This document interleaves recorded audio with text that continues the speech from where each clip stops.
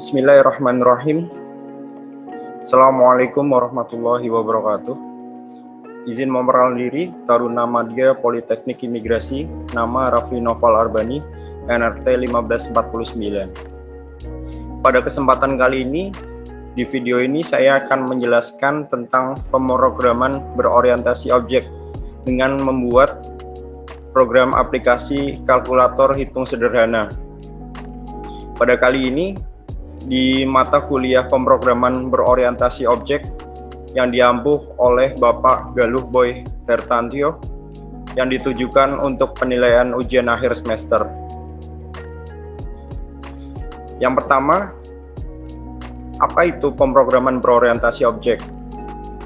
Pemrograman berorientasi objek atau yang sering kita kenal dengan OOP merupakan metode yang berorientasi terhadap objek, di mana semua data maupun fungsi didefinisikan ke dalam beberapa kelas atau objek yang tujuannya itu saling bekerja sama untuk memecahkan suatu masalah.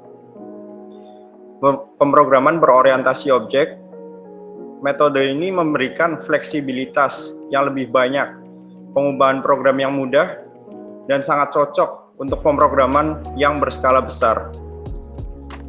Adapun ciri-ciri dari pemrograman berorientasi objek. Ciri-ciri mendasarnya ada 3. Yang pertama adalah encapsulation atau enkapsulasi. Kemudian yang kedua inheritance atau pewarisan. Dan yang ketiga polymorphisme. Yang pertama adalah enkapsulasi.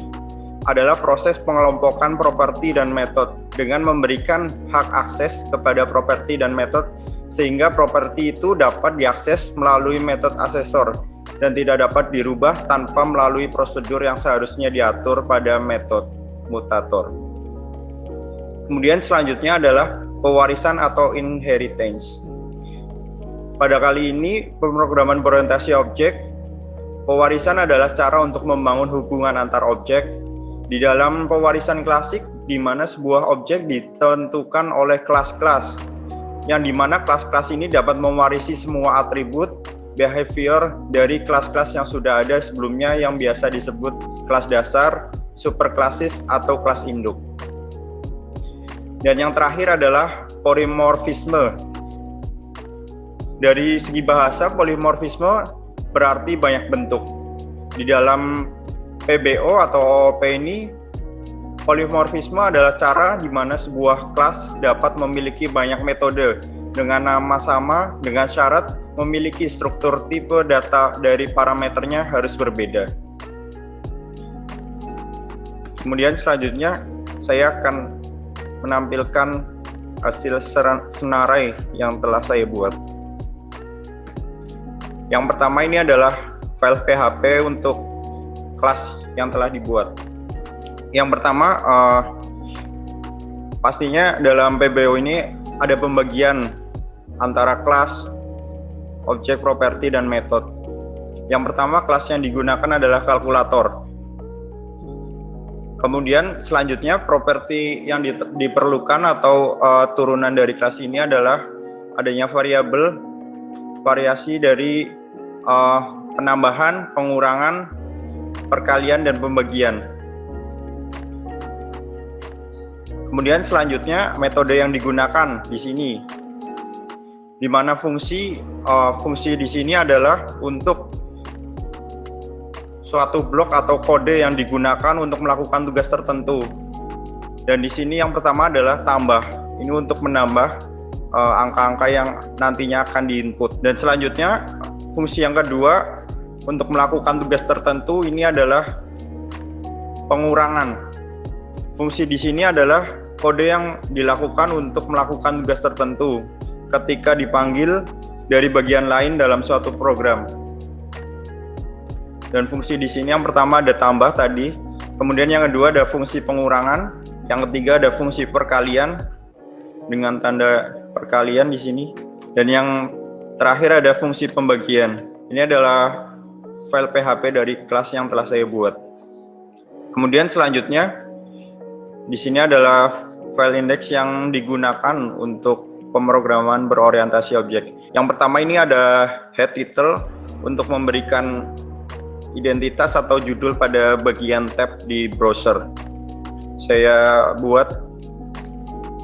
kasih nama UAS. Kemudian selanjutnya ini ada fungsi PHP dari require, merupakan fungsi yang digunakan untuk menyertakan file. Dan di sini karena ada dua file senarai, saya mengintegrasikan file yang tadi ini kelas PHP menjadi satu kesatuan. Hal ini sangat membantu proses pemrograman karena tidak perlu menulis program PHP secara berulang-ulang. Kemudian selanjutnya adalah form. Bagian ini digunakan untuk membuat elemen formulir pada halaman web. Dan atribut pertama adalah action yang berfungsi untuk menjelaskan kemana data form ini akan dikirimkan.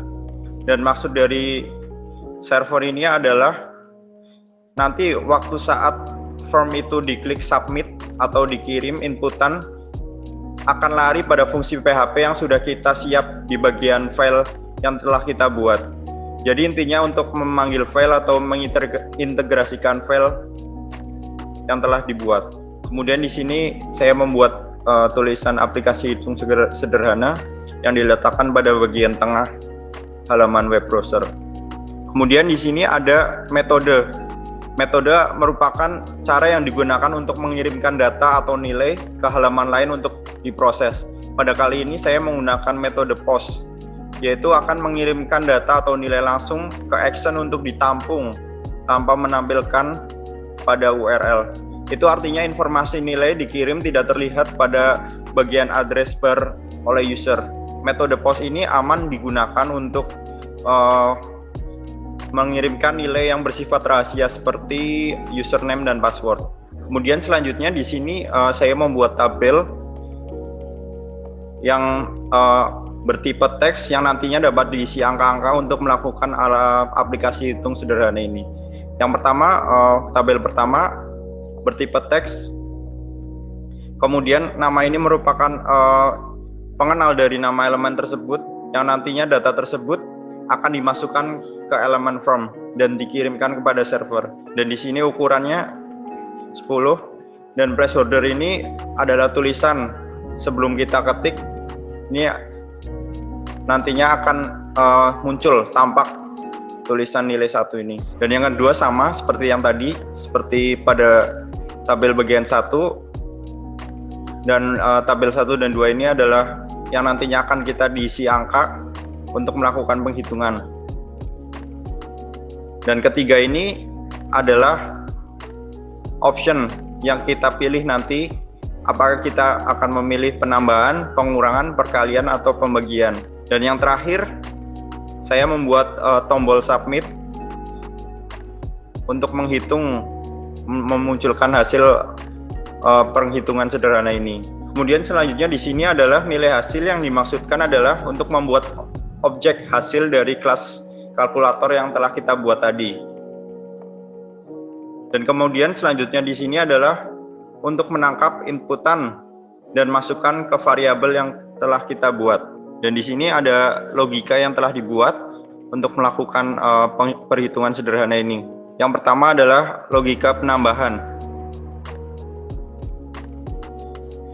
Di sini jika yang dimaksudkan adalah jika angka 1 yang telah dimasukkan, kemudian di sini option yang telah kita tadi pilih, baik penambahan, pengurangan, perkalian, atau pembagian, dan di sini inputan dari nilai angka 2. Kemudian yang terakhir adalah sama dengan untuk memunculkan hasil.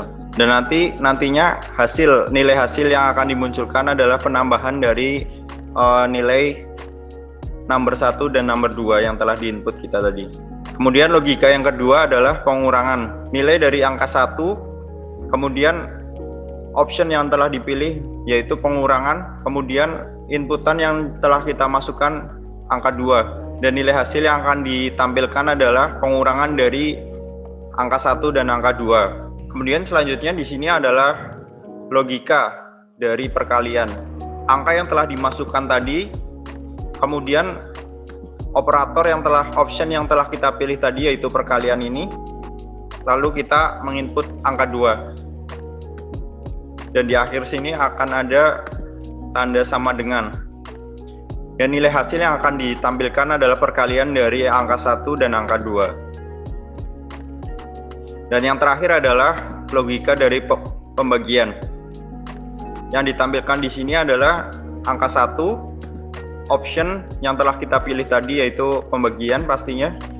Dan yang terakhir adalah angka 2 yang telah kita input. Dan ditutup dengan tanda sama dengan. Dan nilai hasil yang akan ditampilkan adalah pembagian dari angka 1 dan angka 2. Selanjutnya saya akan mencoba aplikasi hitung sederhana yang telah saya buat.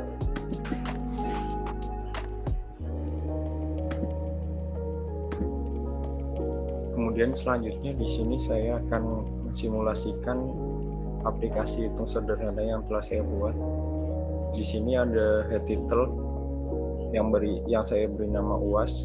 Kemudian selanjutnya di sini ada tabel untuk nilai 1, nilai 2, kemudian di sini ada option, penambahan, pengurangan, perkalian maupun pembagian, dan terakhir ada tombol submit, hitung untuk menampilkan hasil penghitungan sederhana ini. Kita langsung coba saja. Masukkan angka di sini, saya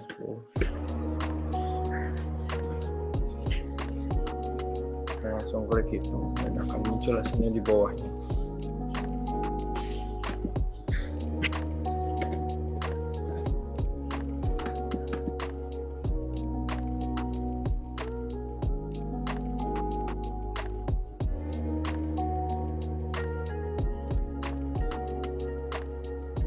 Hasil yang ditampilkan adalah penghitungan dari angka 1 dan angka 2.